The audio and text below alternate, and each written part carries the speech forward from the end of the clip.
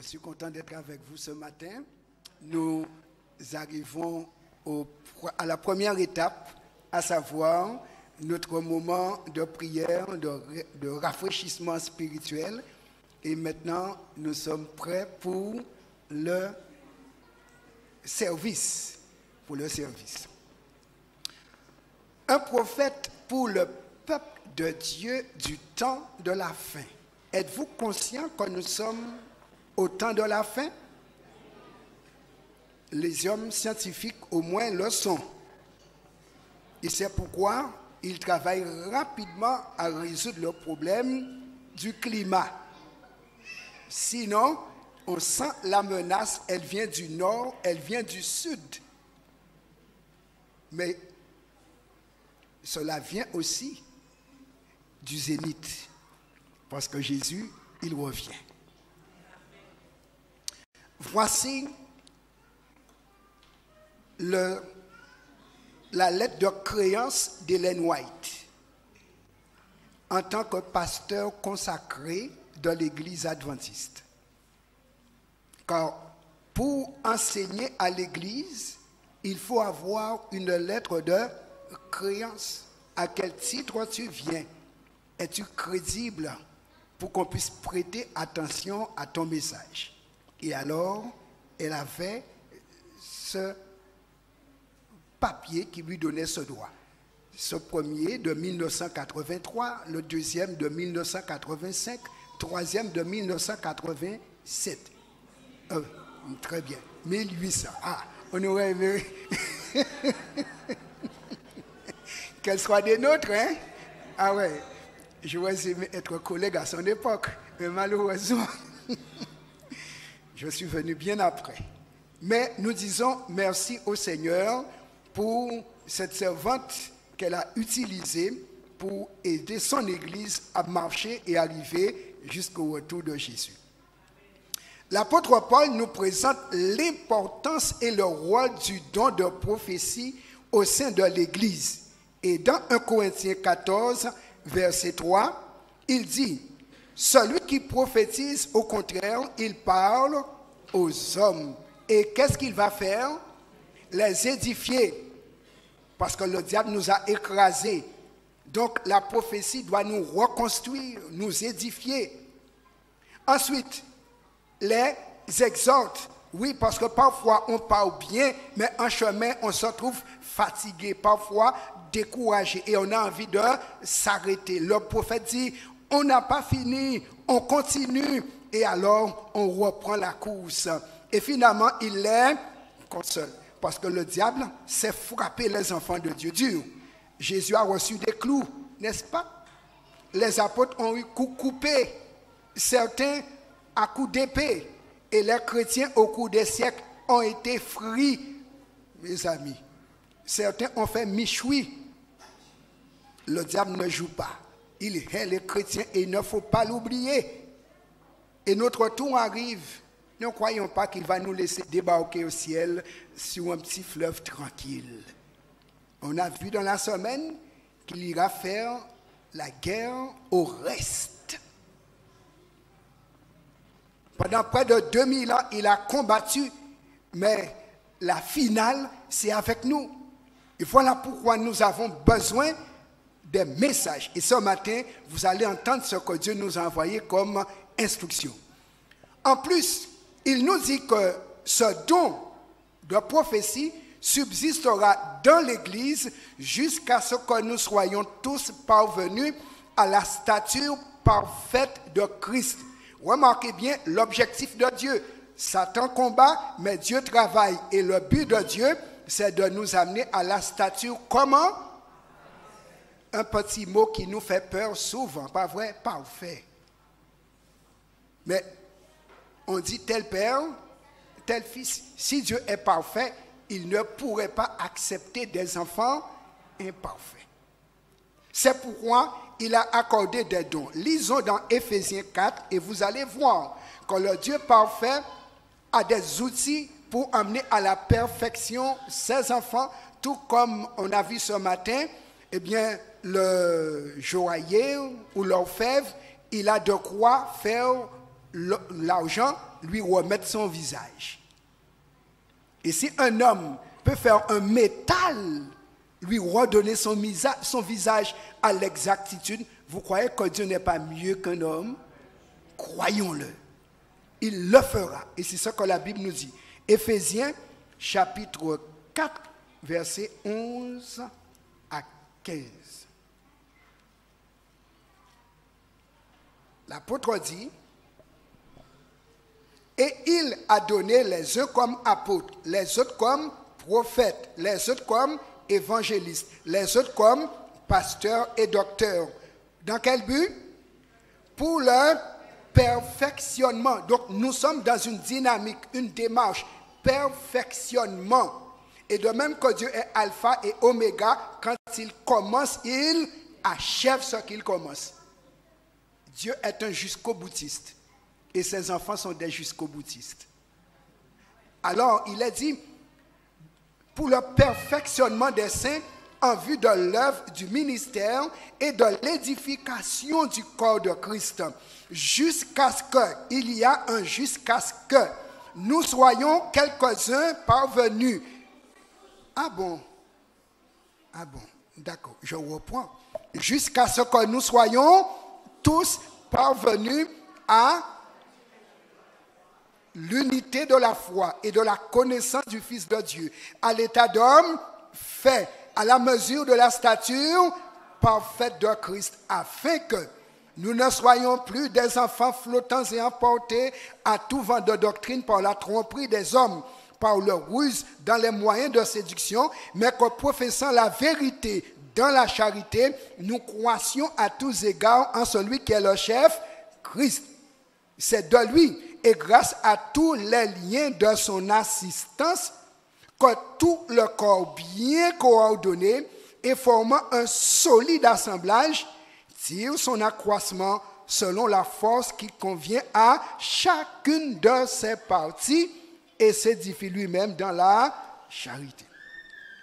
Mes amis, Dieu veut que, aussi nombreux que nous soyons ce matin, chacun puisse ce qui lui est nécessaire pour croître afin d'atteindre à la stature parfaite de Jésus. Et comme j'ai dit, un chrétien, photocopie conforme de Jésus-Christ certifié céleste. Êtes-vous partant? On y va. Voici pourquoi Dieu a suscité Ellen White. Elle déclare, « Il a plu à Dieu de vous prescrire ligne sur ligne, précepte sur précepte, mais peu d'entre vous savent vraiment ce que contiennent les témoignages. » Mes amis, nous allons considérer des déclarations explicatives quant aux écrits d'Ellen White, car comme il est dit dans 2 Chroniques 20, verset 20, « Confiez-vous en l'Éternel et vous serez affermis, et confiez-vous en ses prophètes et vous réussirez. » Donc, nous avons 2 pieds pour avancer et nous devons avancer debout, droit, solide et comme il est dit, non flottant et emporté. Elle disait donc aux chrétiens de son époque, les Écritures ne vous sont pas familières. Et comme on a dit, on a tous une Bible à la maison, mais il y a beaucoup trop de poussière sur les pages. Si vous aviez fait de la parole de Dieu votre étude, avec le désir d'atteindre l'idéal biblique et la perfection chrétienne, vous n'auriez pas eu besoin de témoignages, puisque c'est complet. C'est parce que vous avez négligé d'étudier les Écritures que Dieu a cherché à vous atteindre par des témoignages simples et directs, attirant votre attention sur les paroles inspirées auxquelles vous n'avez pas obéi. Nous pouvons être assis au temple, mais grains d'haricots non cuits dans le faitout. Ça arrive, n'est-ce pas? On prend toute la chaleur pendant 2 heures et la peau reste non percée par l'eau.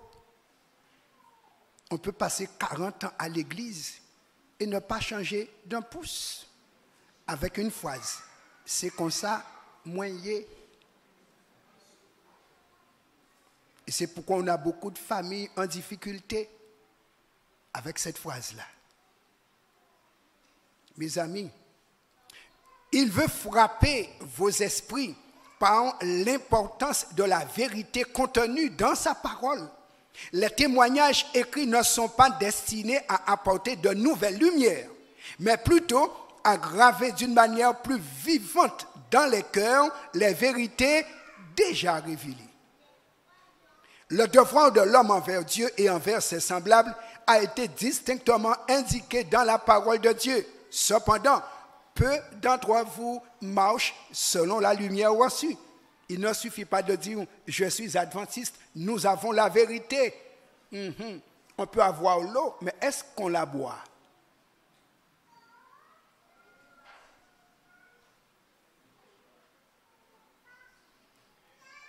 Des vérités supplémentaires ne sont pas envoyées, mais à l'aide des témoignages, Dieu a simplifié les grandes vérités déjà données et par le moyen qu'il a choisi, il les a présentées afin de réveiller et de toucher les esprits, de sorte que personne ne cherche une excuse à son ignorance. Mes amis, je ne savais pas. Je ne savais pas. Ce n'est pas chez Dieu que cela va passer. L'orgueil, l'amour du moi, l'égoïsme, la haine, l'envie et la jalousie ont obscurci votre perception spirituelle et la vérité qui vous rendrait sage à salut a perdu son pouvoir de subjuguer et de contrôler votre esprit. Les principes essentiels de la sainteté ne sont pas compris parce qu'on n'a ni faim ni soif de la connaissance biblique, de la pureté du cœur et de la sainteté. Les témoignages n'ont pas pour but d'amoindrir la parole de Dieu, mais de l'exalter, d'attirer l'attention sur elle afin que la merveilleuse simplicité de la vérité touche les cœurs. Voici pourquoi Dieu nous a donné les écrits d'Ellen White. C'est expliquer les Écritures pour que nous puissions mieux comprendre et savoir comment appliquer les Écritures dans notre vie, nous qui sommes à la fin des siècles. Le Seigneur m'autorise à vous dire que pas un seul rayon supplémentaire ne vous sera donné par les témoignages jusqu'à ce que vous fassiez un usage pratique de la lumière que vous possédez déjà. On veut 2-3 pains alors que le pain qu'il a présenté sur la table en train de rassir.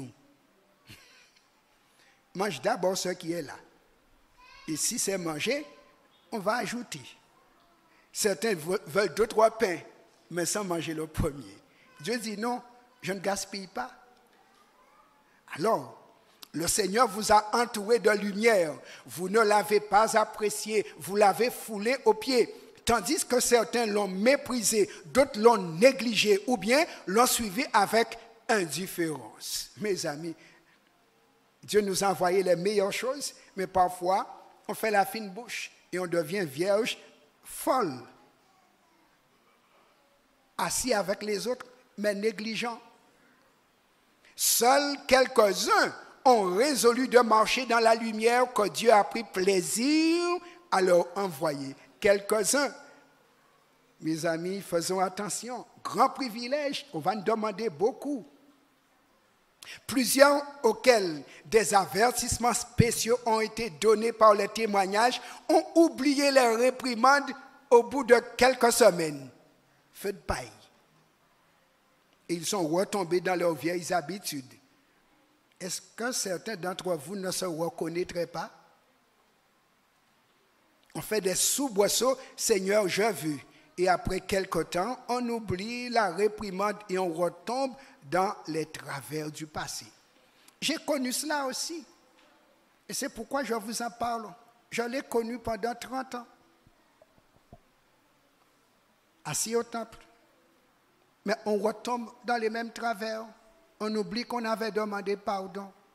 Et le Saint-Esprit, à chaque chute, me rappelle, ceci ne va pas passer la porte du ciel. Pendant 30 ans, il m'a attendu. Parce qu'il est en train de purifier l'argent. Ça ne va pas passer la porte du ciel. j'ai dû me résoudre à me séparer de la scorie. Et quand j'ai dit, je décide de servir Dieu, en un mois, ce que je n'ai pas fait, en 30 ans, a été réalisé en 30 jours. Dieu va vite, mes amis. Mais c'est quand nous voulons et quand nous décidons. À certains, les témoignages ont été répétés plusieurs fois, mais ils ne les ont pas considérés comme suffisamment importants pour y prêter attention. Ils ont reçu ces avis comme de vaines histoires. Si ces frères avaient accueilli avec égard la lumière qui leur était envoyée, ils se seraient épargnés des épreuves qu'ils considèrent comme dures et sévères. Et maintenant, dans leurs épreuves, ils prient, mais le Seigneur ne fait rien. Pourquoi? Parce qu'ils ont choisi d'y tomber. Ils ont dit, le Seigneur ne me répond pas. Il ne me répond pas, pourquoi? Et chaque fois que nous sommes dans des difficultés graves, posons-nous la question, pourquoi?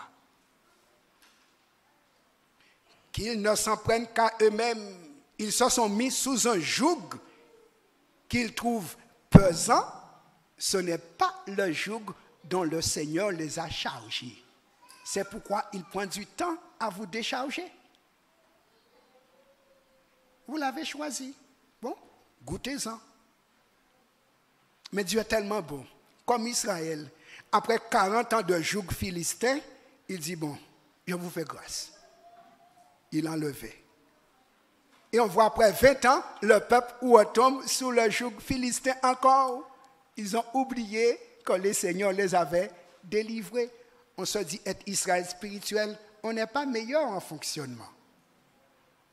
La sollicitude et l'amour de Dieu ont été exercés en leur faveur, mais leur âme égoïste, mauvaise et incrédule n'ont pas su discerner la bonté et la miséricorde de l'Éternel. Parce qu'on croit que Dieu est une machine à pardon, donc on lui donne du travail. Ah bon? Dieu sait travailler, mais il sait prendre du repos aussi. Et quand Dieu va dire c'en est fait, là c'est du repos éternel, la machine à pardon est mise sous clé. Et il a dit quand je vais fermer, personne n'ouvrira. N'attendez pas que la machine à pardon soit mise sous clé. Non, faisons en sorte que tout le pardon soit obtenu à temps. Et quand il dira, c'en est fait, que vous soyez du bon côté de la porte, parce qu'une porte a deux côtés, mais il y a un bon côté et un mauvais côté. Le mauvais côté s'appelle dehors. Et on peut être perdu à 4 cm près, en étant du mauvais côté de la porte. Attention à la porte de la grâce, mes amis. Si le peuple qui de nos jours déclare être le trésor particulier de Dieu obéissait aux ordres divins tels que donnés dans la parole des témoignages spéciaux,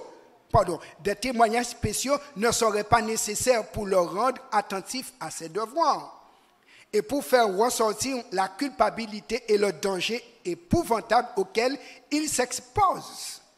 Des consciences ont été émoussées parce que la lumière a été mise de côté, négligée et méprisée. Dieu enlèvera ces témoignages au peuple, il le privera de force et l'humiliera. Et c'est ce qu'il faisait à Israël. Il humiliait Israël pendant 40 ans pour qu'ils apprennent que Dieu est Dieu et Baal n'est pas Dieu. Parfois, Dieu sait nous laisser dans l'épreuve un bon bout de temps pour que nous ayons envie d'en sortir afin que lorsqu'il nous enlève dedans, nous n'ayons pas encore envie d'y retourner tout de suite. Dieu, il est pédagogue. Voici donc des conseils avisés pour nous en vue de la crise finale, puisque je vous ai dit, 16e de finale, c'est passé. 8e de finale, c'est fini. Demi-finale, c'était hier, mais la finale, c'est demain. Il faut se préparer pour la finale. La Bible dit dans Apocalypse 3, versets 10 et 11, « Parce que tu as gardé la parole de la persévérance en moi, je te garderai aussi à l'heure de la tentation qui va venir sur le monde entier pour éprouver les habitants de la terre. Je viens bientôt, retiens ce que tu as afin que personne ne prenne ta couronne. Tu as la vie éternelle, mais tu n'as pas encore l'immortalité. Et c'est avec la couronne qu'elle sera donnée. Alors, vas-tu garder la vie éternelle ou la perdras-tu avant la fermeture de la porte de la grâce? Et c'est là le conflit final. Tu es enfant de Dieu sauvé aujourd'hui, mais tu n'as pas la couronne sur ta tête. Et attention à ta tête, parce que quelqu'un veut ta tête. Et c'est pourquoi des fronts seront marqués et des têtes perdues. Voici. Ellen White déclare dans Témoignages, volume 7, page 285. Le peuple de Dieu ne passera pas l'épreuve à moins qu'il y ait un réveil et une réforme. Le Seigneur n'admettra pas dans les demeures célestes préparées pour des justes une seule âme qui soit présomptueuse. Mes frères, comprenez-vous que votre propre salut est aussi bien que la destinée d'autres âmes dépendent des préparatifs que vous faites en vue de l'épreuve qui nous attend? Avez-vous un zèle intense, la piété et la dévotion qui vous rendront capables de subsister quand vous aurez à faire face à l'opposition? Le moment arrivera quand vous serez emmenés devant les tribunaux et on critiquera chaque point de la vérité que vous soutenez. Êtes-vous sûr de vos 28 croyances? Les connaissez-vous? Devant le tribunal, on va dire, vous êtes adventiste. Bon, ouais, ça, expliquez-moi ça. Et on ira haut. Le diable, il a amené Jésus haut pour le perdre, n'est-ce pas? Sur le sommet d'une montagne, avec il est écrit. Connaissons les Écritures. Le temps que l'on gaspille de manière si prodigue maintenant devrait être consacré à accomplir la tâche que Dieu nous a confiée, qui consiste à nous préparer pour la crise qui est imminente. Aujourd'hui, mes amis, comme j'ai dit, beaucoup d'entre nous possèdent ce petit instrument, mais il peut être cause de la perte de beaucoup aussi. Et j'ai eu l'occasion d'accompagner un jeune qui, avec ça, n'a pas prié Dieu pendant 8 mois et il s'est trouvé possédé. Il a failli tuer son père, failli casser la main de sa mère qui essayait de l'aider.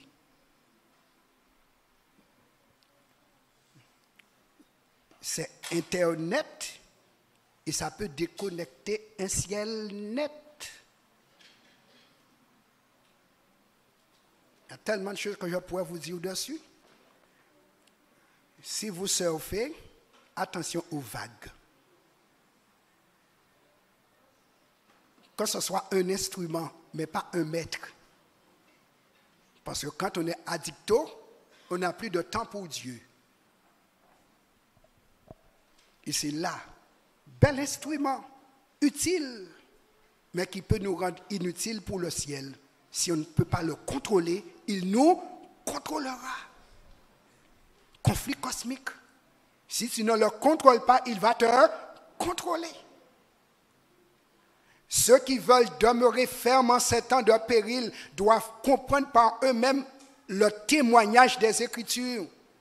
Seuls ceux qui auraient étudié diligemment les Écritures et auraient reçu l'amour de la vérité dans leur cœur seront protégés des tromperies puissantes qui captivent le monde. Le diable est au travail.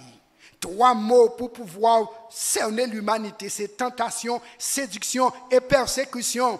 Et s'il ne t'a pas eu en séduction comme il a eu Ève, il va passer en tentation. Séduction, c'est extérieur. Tentation, c'est interne, avec tes propres hormones, force impersonnelle. Et si tu passes les 2 mots puissants, tentation et séduction, là, il te dit, je t'attends en persécution. Et es-tu prêt pour le 3e niveau?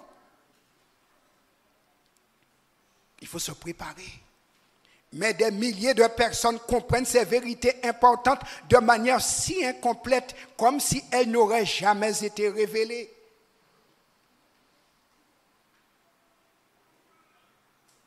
Satan essaie d'enlever toute impression qui pourrait porter les hommes vers le chemin du salut. Et le temps d'angoisse ne les trouvera pas prêts. Ça, c'est pour nous, le temps d'angoisse. Ça va arriver sur toi, mais tu n'es pas prêt. De temps en temps, Jésus envoyait un rayon de lumière à ceux qui priaient avec angoisse pour illuminer leur visage et pour encourager leur cœur. Quand tu es dans la prière, Jésus envoie de la lumière pour toi. J'ai vu que certains ne participaient pas à cette œuvre de demande angoissée, mais ils se montraient indifférents et négligents. Ces anges ne feront rien pour ceux qui n'essayent pas de s'aider eux-mêmes. Et je les ai perdus de vue. Adventistes tombés. Ça s'appelle le criblage. Nul d'entre nous ne recevra jamais le sceau de Dieu, alors que nos caractères ont une tâche. Mes amis, nous avons du travail. Photocopie conforme de Jésus-Christ certifié céleste, sans tâche. Il nous incombe de remédier aux défauts de notre caractère, nettoyer le temple de l'âme de toute contamination. Dieu doit voir son image en nous. Là, il peut discuter son image avec Satan. Et comme Satan ne supporte pas l'image de Dieu, vous allez échapper. Parce que sa mission, c'est de détruire l'image de Dieu en nous. Mais Dieu veut restaurer cette image. Et quand Dieu va restaurer son image, il peut maintenant venir chercher son peuple, car Satan ne pourra pas discuter leur départ. Alors, la pluie d'arrière-saison tombera sur nous, comme la pluie du printemps est tombée sur les disciples au jour de la Pentecôte. La Bible dit, ils ont fait table rase de tout ce qui les divisait à l'horizontalité. Et là, à la verticalité, le Saint-Esprit est descendu pour les sceller. Et ils ont servi Dieu. Quand l'âme s'abandonne à Christ, un nouveau pouvoir prend possession du nouveau cœur. Il se produit un changement qu'aucun homme ne peut réaliser par lui-même. Et nous avons besoin de cela. C'est une œuvre surnaturelle. Pour vaincre Satan, on a besoin d'un pouvoir surnaturel. Donc on doit être en connexion verticale.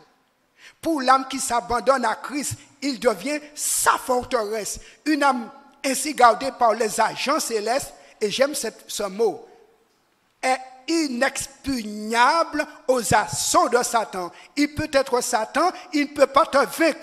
Et j'ai eu mon ange gardien, je sais que j'ai deux, mais un est venu me dire, personne n'est obligé de tomber. Et quand tu as ton ange envoyé de là-haut pour t'accompagner et quand tu collabores avec l'Esprit Saint et ton ange à côté de toi, Satan peut venir, mais tu es comme du maïs dans une bouteille transparente fermée devant des poules.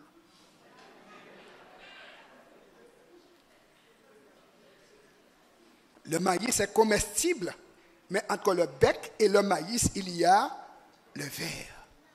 Et tout bec s'arrête sur le verre. Sois en Jésus et tu seras dans la bouteille. C'est une œuvre surnaturelle, mes amis. Consacre-toi à Dieu chaque matin. Fais de cela ton premier travail. Que ta prière soit, prends-moi au Seigneur comme ta propriété exclusive. Je dépose tous mes plans à tes pieds. Ne fais pas des plans, car ton plan est de mauvais plans. Seul le plan de Dieu te plantera pour l'éternité. Utilise-moi aujourd'hui à ton service, demeure avec moi et que toute mon œuvre soit faite en toi. Il y a une évaluation du caractère qui se poursuit sans cesse, mes amis. Les anges de Dieu mesurent votre valeur morale et prennent note de vos actes. Ils présentent votre cas à Dieu. Et ça, c'est le jugement des vivants. On se dit, quand est-ce que le jugement des vivants va commencer? Il est en train de se faire maintenant. Chaque jour, tu es noté, tu es pesé, évalué. Et quand on dira sans effet, c'est le total qui tombe. Et nous devons être conscients que nous sommes évalués.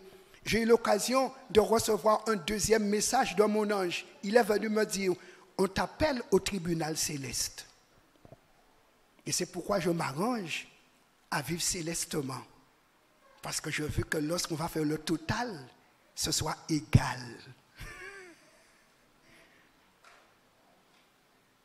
Oui. Conforme. Dieu nous avertit. Nous avons des encouragements pour la mission, puisque on ne peut pas arriver au ciel sans être partenaire de Dieu. Dans Matthieu 24, verset 14, Jésus nous dit, « Cette bonne nouvelle du royaume sera prêchée dans le monde entier pour servir de témoignage à toutes les nations. Alors viendra la fin. Je suis collaborateur avec Dieu pour la fin du monde. » Es-tu acteur? Je ne pensais pas voir 2020. Mais nous sommes encore à terre. Parce que ceci n'est pas achevé. Et Dieu n'envoie pas les anges pour le faire. Il a besoin de marcheurs et de démarcheurs du salut. Que font tes pieds? Sont-ils chaussés? Le monde a besoin de missionnaires consacrés. Et à moins de posséder l'esprit missionnaire, aucun chrétien ne pourra voir son nom inscrit dans le registre du ciel. Aucun. Tu peux venir au temple, hein? Le diable s'arrange. Il ne va pas te laisser... Il ne va pas t'empêcher de venir au temple. Écoutons ce que l'esprit de prophétie nous dit. Si les membres d'église ne prennent pas individuellement part à cette œuvre, ils montrent qu'ils n'ont pas de communion réelle avec Dieu. Ils sont considérés comme des serviteurs paresseux, des disqualifiés pour le ciel. On t'a mis en stage de vie éternelle pour voir si tu peux recevoir la vie immortelle. Mais si tu échoues la vie éternelle,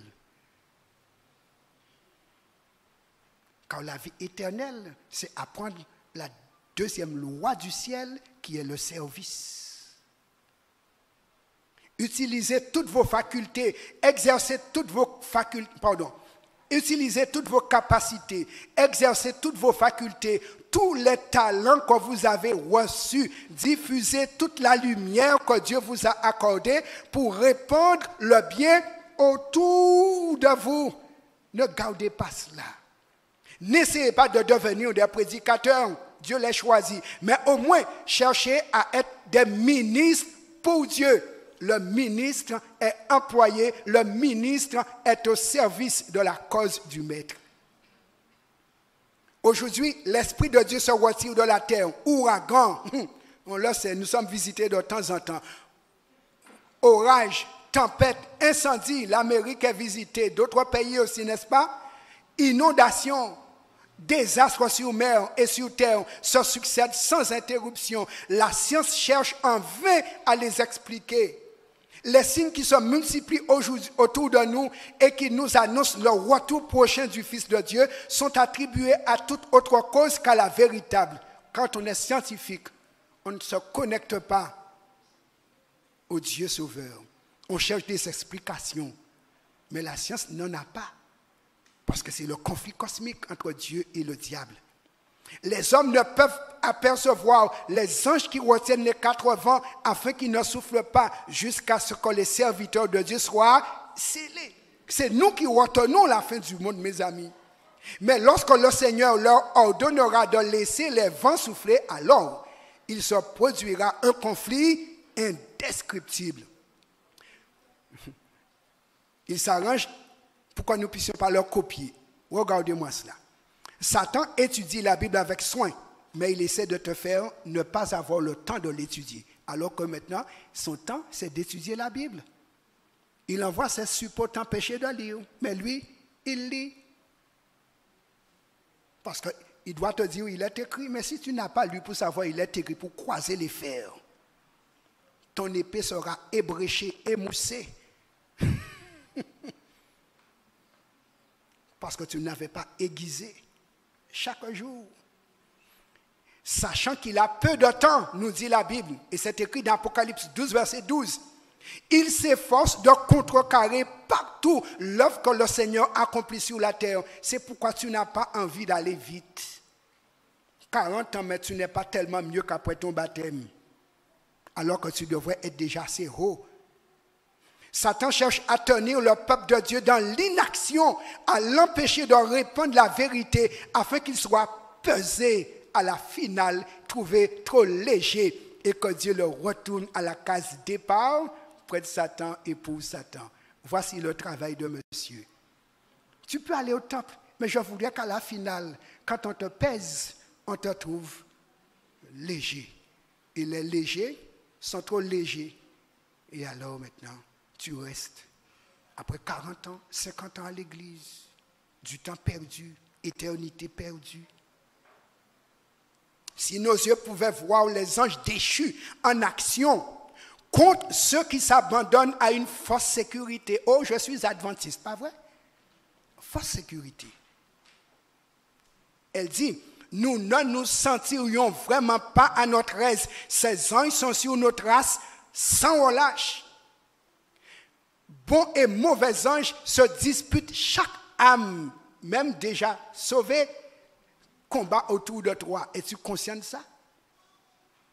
Il appartient à chaque individu de décider qui l'emportera. Maintenant, mon ange m'a dit, tu n'es pas obligé de tomber parce qu'il sait ce que l'autre fait. Je ne le vois pas, mais lui, il le voit. Et il est venu me dire, tu n'es pas obligé de tomber. Alors maintenant, je m'arrange pour rester debout. Je ne suis pas obligé. Tentation, ce n'est pas obligation, c'est invitation. Et on peut décliner toute invitation. Tu peux décliner. Sa marchandise est belle, mais c'est du poison emballé. Si Ève pouvait savoir que c'était poison emballé, elle n'aurait pas vu que le fruit était précieux, agréable et bon, pas vrai? C'était du poison. Quand Dieu dit, il dit, c'est pourquoi on doit lire en conclusion. Ellen White nous dit, nos frères devaient comprendre la nécessité d'humilier le moi, de le placer sous l'influence du Saint-Esprit. À ceux d'entre nous qui avons de grandes lumières, le Seigneur réclame une conversion quotidienne. Marchons dans la lumière pendant que nous l'avons, de crainte d'être surpris par les ténèbres. Le prince des ténèbres s'arrange pour nous surprendre, comme les vierges folles. Attention, à minuit, le magasin de Dieu est déjà fermé depuis le coucher de soleil. Tous ceux qui sont conduits par le Saint-Esprit de Dieu auront un message à donner pour ces temps. C'est pourquoi on doit être partenaire de Dieu dans la mission. Ils sentiront en leur esprit et en leur cœur un fardeau pour les âmes et ils apporteront le céleste message du Christ à leur entourage. Es-tu partant? Dieu nous donne l'occasion de devenir partenaire avec le ciel. Unissons nos forces. Jésus nous dit, Apocalypse 22, verset 12, « Voici, je viens bientôt, et ma rétribution est avec moi pour rendre à chacun selon ce qu'est son œuvre. » Jésus vient bientôt. Il nous faut prier, beaucoup de prières, beaucoup de puissance. Peu de prières, peu de puissance. Suggestion de prière pour clore cette semaine. Demandez à Dieu de vous garder dans la simplicité et la pureté de votre foi initiale en lui. C'est important. Priez Dieu de vous montrer les distractions que vous avez peut-être incorporées dans votre vie qui vous empêchent de communiquer avec lui. Ce sont les petits renards qui dévorent les fleurs de la vigne. Petits renards, on ne s'en méfie pas, mais ils sont très dévastateurs. Troisièmement, demandez à Dieu de délivrer et de protéger les membres de votre famille, ceux de votre famille ecclésiale, puisque nous sommes dans la famille de Dieu, mais nous sommes menacés comme on l'a vu. Et demandez à Dieu de vous aider aussi personnellement. Personne n'est meilleur que personne. Nous sommes tous logés à la même enseigne, des êtres que Dieu veut sauver. Nous sommes en perfectionnement, mais il doit achever son travail dans le temps prévu. Ne perdons pas de temps pour que nous n'ayons pas à dire la moisson est finie, l'été est terminé et nous ne sommes pas sauvés. En entrant chez vous, avant même de déjeuner, mettez-vous à genoux et présentez à Dieu vos demandes. Consacrez-vous à Dieu, c'est urgent. Prenez du temps avec Dieu. MSD, moment seul avec Dieu. Et là, vous permettrez à l'esprit de planter en vous les fichiers célestes pour fonctionner à la logique du ciel. Et quand le logiciel ciel sera installé, alors vous pourrez fonctionner comme au ciel, quand l'Éternel nous aide à vivre la vie éternelle.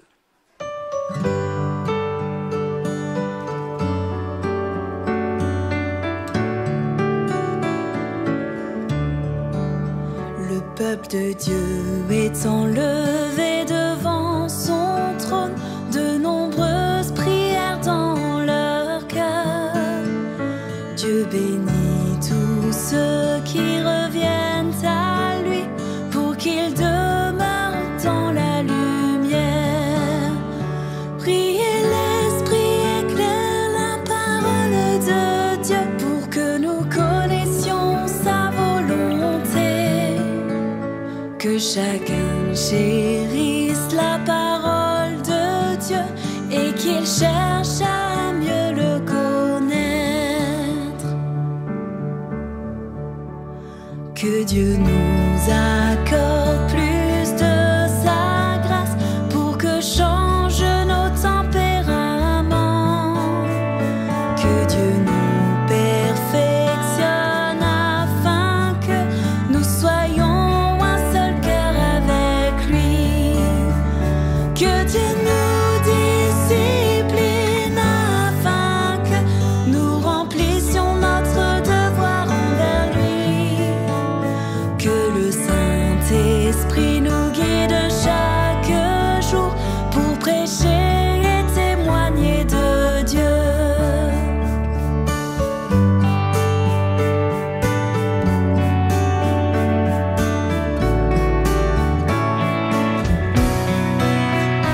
Que chacun distingue